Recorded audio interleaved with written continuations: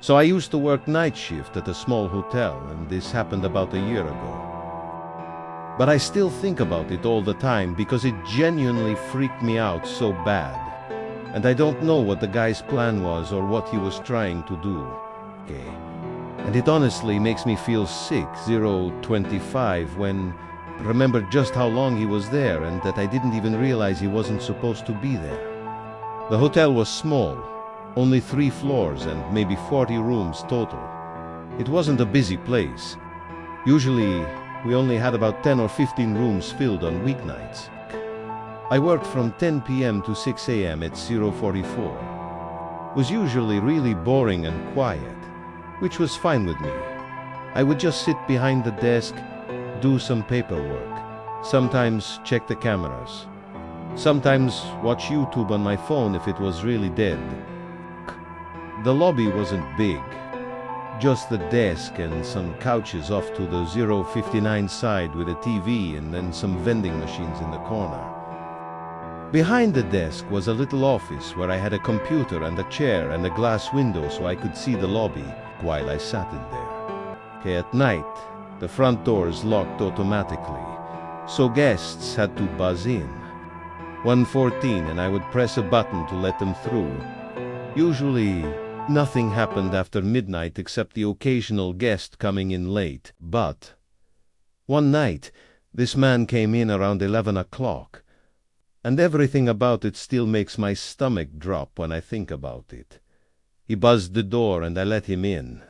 He looked 3'1", mid-40s, tall, kind of skinny, but not too skinny, and he was wearing jeans, and a baseball cap, carrying a backpack. He walked up to the desk and asked if we had a room for the night. I told him yes and gave him the price, and he nodded and pulled out a card. I swiped it. It 147 went through, and I gave him a key card for room 214 on the 2nd floor. I remember he looked at me for a second too long before he left. He had this kind of blank expression, and his eyes stayed on me for maybe 3 or 4 seconds after I handed him the key. Then he turned and walked off toward the 203 elevator. Nothing about it screamed dangerous right away, but it was enough to make me notice him. After that, I sat back in the chair and played on my phone for a while. Around midnight, I looked up and he was back in the lobby. He didn't come to the desk.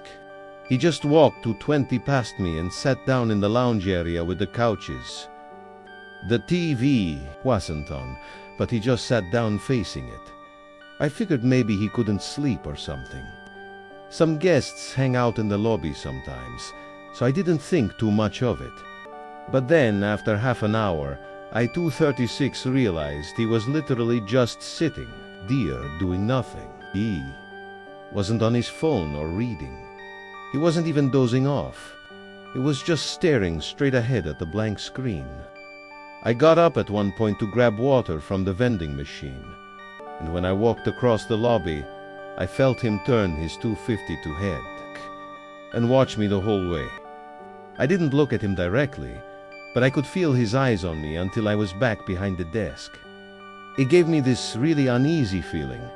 Around 1 a.m. I was checking the reservation system on the computer because guy was bored. Rush. And that's 3:08 when I noticed something weird. I pulled up the occupied room list and saw that room 214 said vacant. I mumbled what the under my breath and double-checked because I literally just checked this guy in an hour earlier. I thought maybe I made a mistake, so I looked at the 324 check-in logs and there was nothing for him. No name, no charge, nothing. Then I went into the transaction screen to make sure his card had gone through earlier and it showed no payments. I remember feeling confused as hell because I swore I swiped his card and it beeped like a 341 worked. But there was nothing in the system at all. That's when I picked up the phone and called room 214. It rang like 10 times, but no answer. Then I checked the keycard entry log, which tells you if the door to that room was open that night, and it showed nothing. No one had entered the room. 3:59, that's when I realized he never even went to the room after I gave him the card. I looked over into the lounge and there he was, still sitting there, staring at the TV that wasn't even on.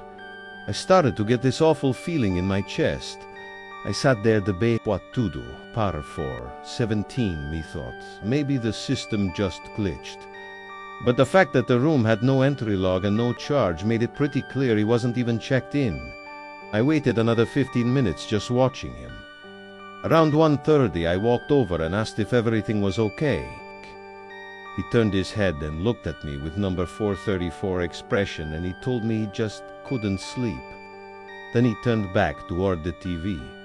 I nodded and went back behind my desk, but my hands were shaking. Around 2, I noticed he wasn't sitting in the lounge anymore. My stomach dropped right away because I didn't see him in the lobby at all. I 452 scanned the area and then I spotted him standing at the end of the hallway by the bathrooms, half hidden in the dark. He was just standing still. I kept glancing up at him, pretending to be on the computer. He stood there for a while and then slowly walked back and sat in 508 the lounge again like nothing happened. I called my manager at home and explained what was going on.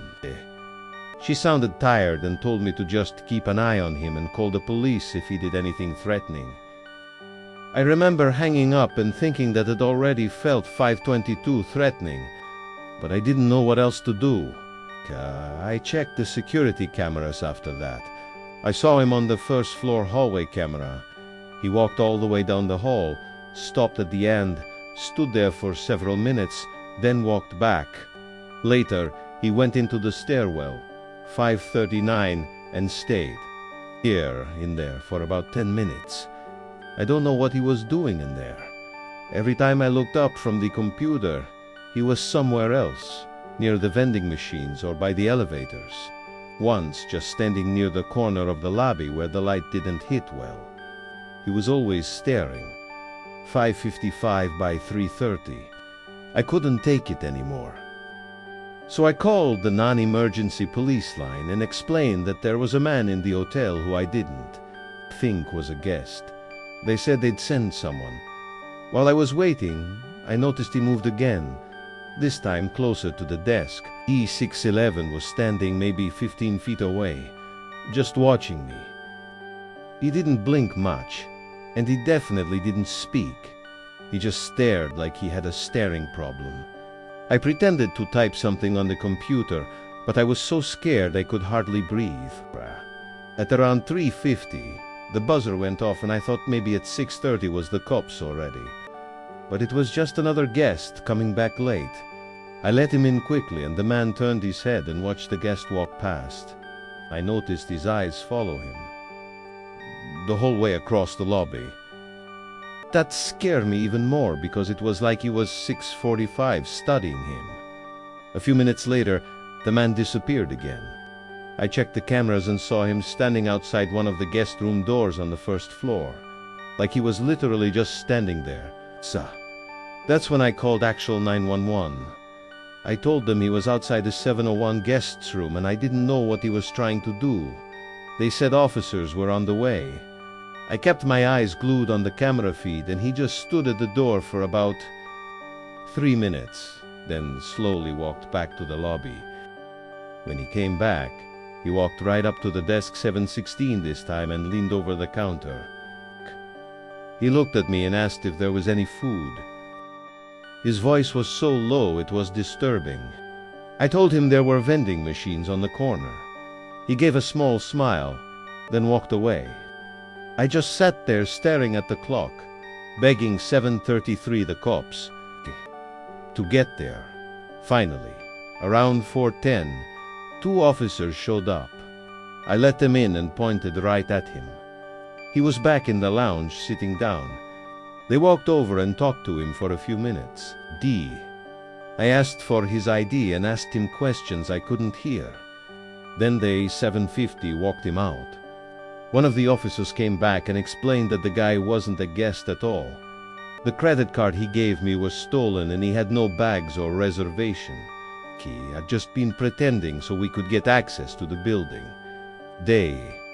Charged him with trespassing and 805 the stolen card. After they left, I sat there shaking until my shift was over. Every time I looked at the cameras, I expected to see him again. The part that messed me up the most was realizing he had been inside the hotel for hours, wandering around and standing outside 822. Guest rooms, watching me from different spots. Okay, and he was never even supposed to be there. I have no idea what his plan was, but I know it wasn't good. That was the scariest night of my life. Music. My name is Meredith. I'm 24 and I work the night shift at a tiny gas station, 850 off County, Road 11. It's the kind of place most people don't even notice unless they're out of gas or completely lost. I took the job because it was quiet and predictable. I liked that, or at least I used to. Key. It started on a Thursday night around 1 a.m. The air 907 outside was wet and still, and the hum of the overhead lights had been getting under my skin all shift. I was just about to microwave a cinnamon roll I didn't even really want when the door chimed. A man walked in, mid-40s, maybe older. He had a green coat, messy 924 hair, and dry lips like he hadn't smiled in years. He didn't head for the coffee or chips like most people. He just stood near the counter staring at me with a strange kind of familiarity. "Hi," I said, forcing a polite smile. Then the man said, "You always work this late?" I-942 blinked and said, Yeah, mostly." He smiled. Then he said, "I figured. I've passed through a few times. Noticed it's always you." That unsettled me, more than I let show. "Oh, yeah, right. Small town," I said, kittenly. "Merit is right." I froze. I wasn't wearing a name tag. I was about to ask him how he knew, but he followed it with saying T.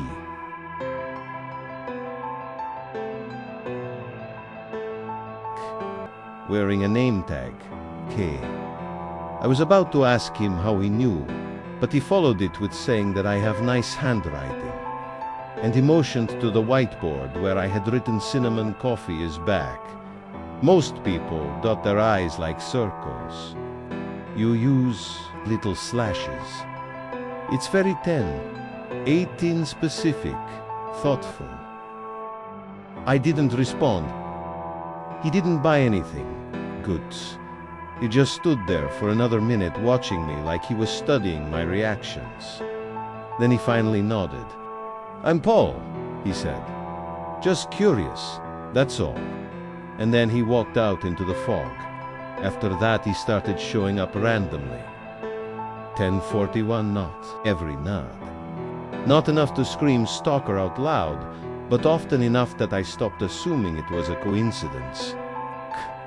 Sometimes he'd come inside.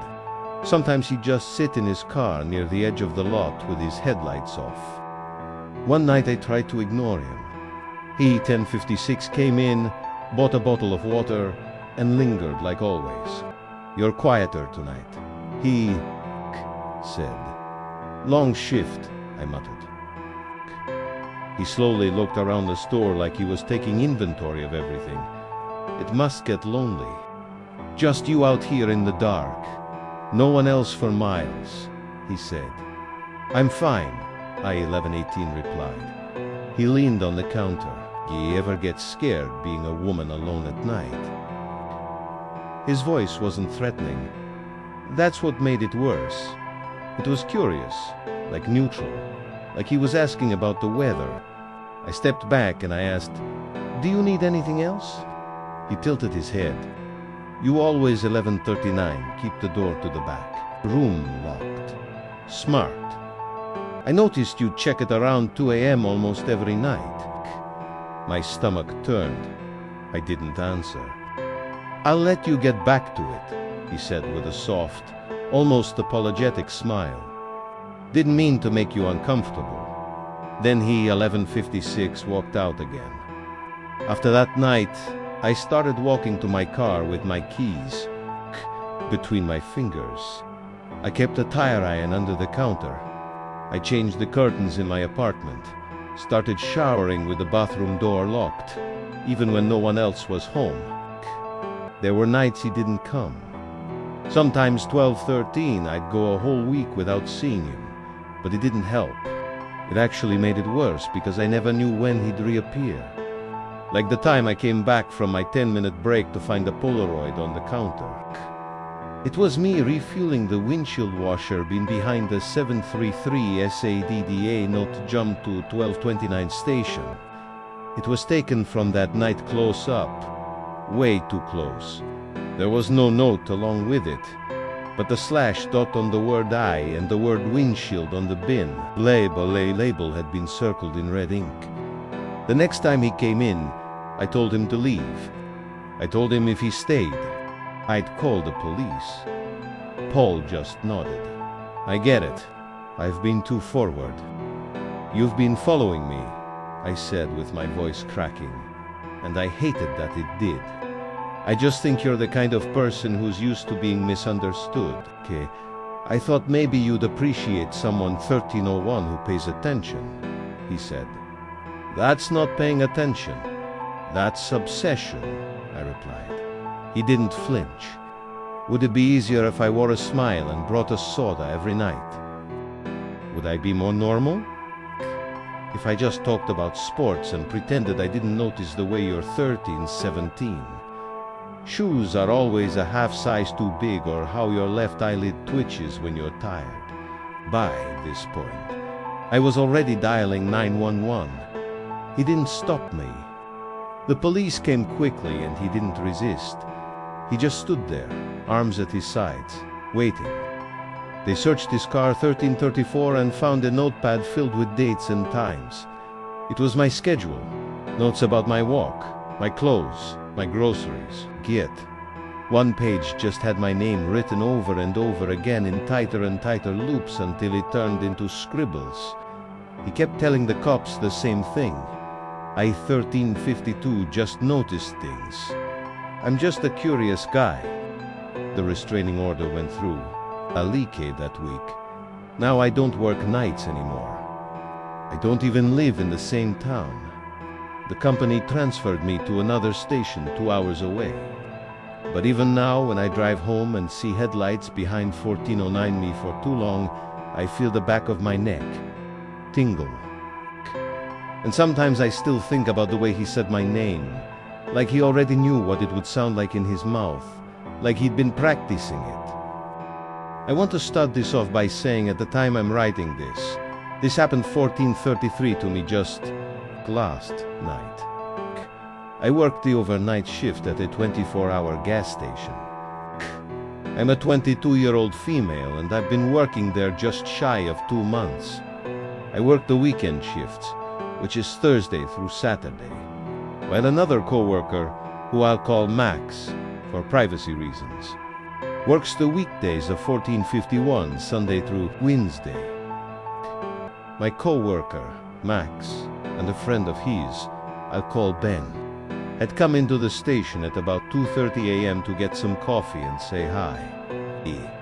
Max and his friend had taken some magic mushrooms a couple hours before they came in. So when I saw them, they were 1506, all giggly, and honestly, it was pure entertainment for me. As we were talking about random stuff, Ben had made the comments about how there was a car parked in the parking lot with its lights off but running with someone inside that had been there before they pulled in. Okay, he said when he questioned 1522, the guy said he was waiting for a DoorDash order. Normally, that wasn't out of the ordinary for DoorDashers to wait in their car while we packed an order up. What was odd was I hadn't received an order in almost 2 hours.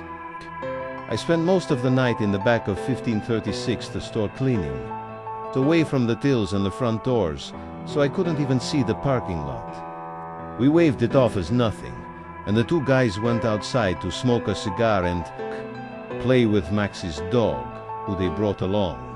Cat first. I didn't think much of it, but once I was 1552 alone. I thought it was a little weird considering I didn't know how long they'd been out there before my coworker came in. Fast forward about an hour and they came back in to get more coffee. It was at that point. Max told me more about how the car had been out there, 16 Colono 5, parked in a spot that even when I went to the register, I couldn't see it due to the wall. He told me that the entire hour they were out there playing with his dog and smoking in the parking lot. The man in the car had switched between watching them and looking like he was 16, 17, texting someone on his phone. When Ben had noticed this, in his high-as-hell state, he walked over to the car and asked, "What's up? Why are you looking at us?" At that point, the man had tried to pretend he didn't speak any English. When that didn't work, he switched to English and started saying he must have had the wrong address before hightailing it out of the parking lot. He was definitely higher than Max at that point. But what made it really creepy was Max said that the car looked brand new and had no license plate. He also 1647 noticed there was a pile of blankets in the back, enough to hide someone under. And when the man was confronted, another car had just pulled into the lot with its lights off. A car that also looked brand new and had no license plates. And as soon as the first car had started 1701 driving away, the car that had just pulled in immediately followed them out. Max had stayed another 15 minutes before they headed out and told me to be careful and to keep an eye out. At about 6 o'clock a.m., he came back in for more coffee, and he was definitely sober. So, 1717, we talked more about it. He said the guy was acting super suspicious the entire time they were out there, constantly checking his phone and watching them along with the entrance to the parking lot and the doors to the store. Even, he admitted that he was freaked out. In 1731, once he came down from his high, he wanted to check on me to make sure I was all right.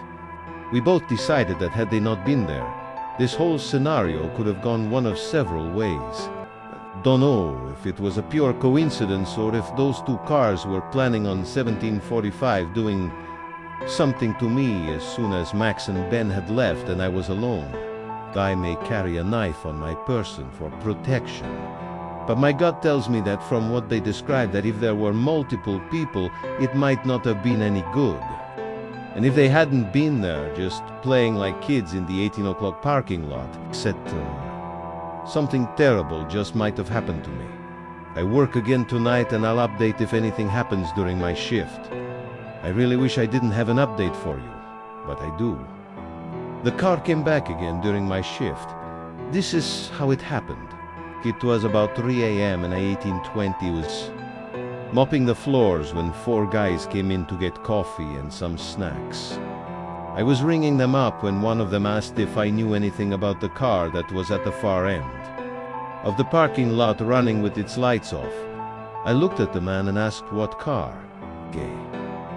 1834 then went on to tell me there was what looked like a brand new Subaru with no licensed plates running with what looked like 2 guys arguing in the front seats. I could feel my heart drop into my stomach when he said this. I told the group Ditta that a car with that same description had been sitting in the 1849 parking lot the night before. But there was only one guy in it, who I assumed to be the leader of this group, told me as they were pumping gas. They noticed the car as it had been there when they pulled in, and how it just sat there as they filled up their truck. He told me 1903, as they were walking to the door as they passed the car, since they were at the pump farthest from the doors. He said that as they passed, they could hear a guy not quite yelling, but talking pretty loud and pointing towards the doors of the store. As they passed, one 1917 of the guys started to walk towards the car to ask if everything was okay. When the guys in the car finally noticed them, they proceeded to put the car in reverse and drive away. I told them that I believe that was the same car from the night before that I've been acting suspicious when there were others in the parking lot. And when confronted, he seemed panicked before leaving with another car following him out. They seemed alarmed and offered to stay with me for a bit to make sure they didn't come back. I asked if they were sure 1943, and when they told me it was no problem, they hung around for about 20 minutes before we all decided I was probably in the clear. Okay. I thanked them again and let them top off their coffee for free before they headed out, and I was left alone. Nothing else happened the rest of 19. 5/7 my shift. But I sure as hell kept an eye out when I eventually had to go outside to change the trash at the gas pumps. Cray. What's scariest to me is not once did I see this car, but had multiple people warn me about it. At first, I was hoping I was just paranoid and it was really 2013 nothing. But to have the same car come 2 nights in a row at almost the same time, and park in a spot that couldn't be seen from the register or the front windows, makes me wonder if my paranoia is justified. If it is, I'm just glad I had another group of people show up, so I 2028. Wasn't alone if those guys in the car had decided to come in. Thankfully, I don't work for the next few days, and I can only hope when I work again the car doesn't show up. Music, my name is Daniel. I'm 29 and I work the overnight shift at a small rural motel. It's not a chain, just a family-owned 2054 place with 2 floors and maybe 25 rooms in total. I usually work from 10 p.m. to 6 a.m.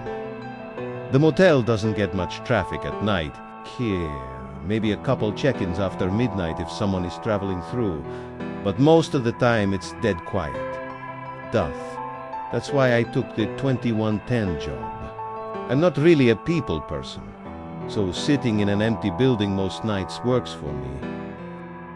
The way it's set up is there's a main office with a front desk, some chairs, a coffee machine, and a little rack of brochures. Behind the desk is a hallway that leads to a back 2125 office. That back office is kind of like a lounge. It has another desk, a couch, a mini fridge, and a TV mounted on the wall. Cool. The cool thing is that there's a little speaker back there that dings whenever someone rings the bell at the front desk. So, normally I just sit in 2140 the back, watch something on my laptop, maybe nap on the couch, and then when I hear the bell, I get up and walk to the front. I've worked there long enough to know the regular rhythm of the place. It's a building cack sometimes. The heater makes a clicking noise, and the front 2155 door buzzes when a guest uses their keycard after hours. Those are all normal sounds. But the thing about working the night shift is even the normal stuff can get under your skin if you think too much about it. And sometimes the things that seem normal at first turn out not 20 to 10 to be. This happened on a Tuesday night back in fall. It was cold outside. Maybe in the 40s, and the parking lot was empty except for 4 or 5 cars belonging to guests. It was about 2 a.m. when I first heard the bell. I stood up from the couch in the back and 2226 went into the main office. When I got there, nobody was standing at the desk. The lobby was empty. I looked outside through the glass doors, but the road was dark and seemingly empty as well. There were no cars pulling in or headlights or anything. I thought maybe 2243 I had imagined it, but the bell is loud and clear, so I knew I hadn't. I stood there for a minute, waiting to see if anyone came in late, but no one did. So I went back to the lounge. I sat on the couch, pulled out my phone, and scrolled for a while. Not even 10 minutes later, the bell rang again. I 2304 jumped up and walked quickly into the main office, but once again, it was empty. The hair on the back of my neck stood up this time. I went to the doors and stepped outside. The parking lot looked the same as before. The cars were all parked with their lights off, and 2320 there was no movement anywhere. The road was completely empty, too. I walked to the edge of the sidewalk and looked both ways, but there wasn't a single sign of life out there. I went back inside and sat behind the front desk this time instead of going to the back. I figured to 3:36 maybe some drunk person who was messing with me. a ding-dong ditch of sorts. Maybe a guest's kid thought it was funny. Bah. After sitting there for 15 minutes with nothing happening, I started to relax again. I leaned back in the chair, opened my laptop, and figured it was just one of 2350 to those weird things I'd laugh about later. Then the bell rang again. I snapped. My head up so fast that it hurt. The lobby was still empty, nobody in sight. My skin started to crawl. I stood up and walked around the front desk to make sure nobody was hiding, but there 2410 was no one. I checked the bathrooms of the lobby. I even stepped outside again. Nothing. I walked a little, shining my phone flashlight, but it was just dead quiet. I went back inside, and that's when I decided to try something different. Instead of going back to the 2426 lounge, I sat down in the chair right behind the front desk. If someone was sneaking around and ringing the bell just to mess with me, I wanted to be there to catch them. I turned the lobby lights down a little so the room was dim, and I just sat there listening. It was 2442, so quiet that every little sound made me twitch. The clock ticking on the wall sounded louder than usual. The fridge in the back office clicked on and hummed. Every couple of minutes, the building creaked as it settled. I sat there with my arms crossed, staring at the bell on the counter. 15:25. Oh, minutes. Passed. Then 20. My eyes started to get heavy, and I thought maybe the person had given up. I even started thinking I just imagined the whole thing. Just as I was letting myself relax and doze off, it happened. The bell rang. Only this time, I saw what was doing it. A pale hand came up from 25 minutes and 21 seconds under the front desk, reaching over the counter and pressing the bell right in front of me. I jumped up so fast, I'm sure the chair almost fell over, and I bolted down the hall into the back office. I slammed the door and locked it. And I stood there in the dark, my chest 25, 3-6, pounding. My mind was racing, trying to figure out how someone could even be under there. The desk doesn't have much space underneath, but it's enough for someone to crouch if they squeezed in. That meant they'd been hiding just a few feet away from me. Quatty. I forced 25 minutes and 51 seconds myself to look at the security monitors. Rare. There were 4 cameras, one on the lobby, one on the hallway, and 2 on the parking lot. On the lobby feed, I saw the chair had apparently tipped over in my rush. The counter looked empty. Then in the bottom corner of the frame, 26 minutes and 8 seconds, I saw movement. A head poked out from behind the desk. I couldn't make out details, just the outline and the glint of eyes staring straight into the camera. I backed away from the monitor. I couldn't look at it. I grabbed my phone and dialed 911 with shaking hands. I whispered to the dispatcher that 26 to 28 someone had broken in and was hiding in the lobby. She told me to stay where I was and that officers were on the way. Quoi? While I was on the phone, I watched the monitor. The person's head disappeared. And then I saw the person crawl out from behind the desk on hands and knees. He asterisked 26 minutes and 44 seconds, crawled to the door and then stood up. He was tall and wearing a hoodie with the hood pulled tight, and his posture was hunched over. Then he turned around and started walking around the lobby like he was looking for something. And then he turned and walked out of the 26 minutes and 58 seconds camera frame toward the hallway that led to the back office. I pressed my back against the locked door. A moment later, the knob rattled. Just once, a very slow rattle, and then nothing. The dispatcher kept asking if I was safe, but I couldn't even answer for a few seconds because my throat felt 27 minutes and 17 seconds like it was closing up. After what felt like forever, I heard slow footsteps moving away. I rushed back to the monitor. The man was pacing around the lobby again. At one point, He stood in front of the glass doors and just stared outside, like he was waiting for someone. 27 minutes and 33 seconds. Then he walked over to the brochure rack and started flipping through the papers as if he were sarcastically killing time. Minutes dragged by. Finally, I saw flashing blue and red lights through the parking lot cameras.